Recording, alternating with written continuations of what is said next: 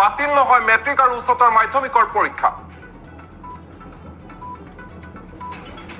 ঘোষণা কৰিলে শিক্ষামন্ত্ৰী ডক্টৰ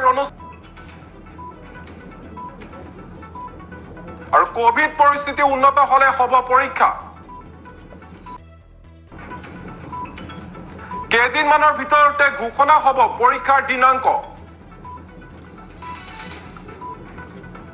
আৰু CBSE দ্বাদশ পৰীক্ষা হ'ব মেট্ৰিক উচ্চতৰ মাধ্যমিকৰ পৰীক্ষা হ'ব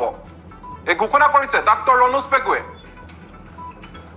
আৰু তাৰ ভিতৰত দৰ্শক লোক জনাইছো এই মুহূৰ্তত এই গুৰুত্বপূৰ্ণ খবৰ যে বাতিল নহয় মেট্ৰিক আৰু হায়াৰ ছেকেণ্ডাৰী পৰীক্ষা আৰু এই কথা ঘোষণা কৰিছে শিক্ষামন্ত্ৰী ৰণোজ পেগুৱে যি সময়ত কোভিড পৰিস্থিতিৰ প্ৰতি লক্ষ্য ৰাখি এক প্ৰকাৰ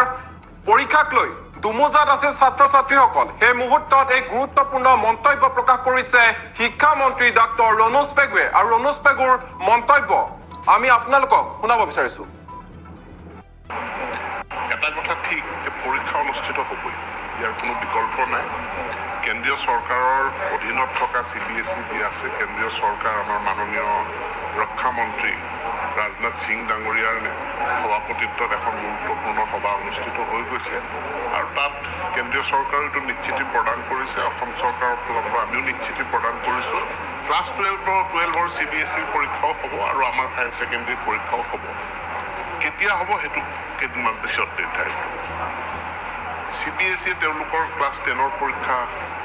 তেওঁলোকে বাতিল কৰিছে কিন্তু আমাৰ অসমৰ ক্ষেত্ৰত আমি মেট্ৰিকৰ পৰীক্ষা আমি বাতিল কৰিব নোৱাৰোঁ আমি পৰীক্ষা অনুষ্ঠিত কৰিহে আমি নম্বৰ দিব পাৰিম কাৰণ আমাৰ ৰেগুলাৰ ষ্টুডেণ্টো আছে ইৰেগুলাৰ ষ্টুডেণ্টো আছে গতিকে মেট্ৰিক পৰীক্ষাও হ'ব হায়াৰ ছেকেণ্ডেৰী পৰীক্ষাও হ'ব এইটো নিশ্চিত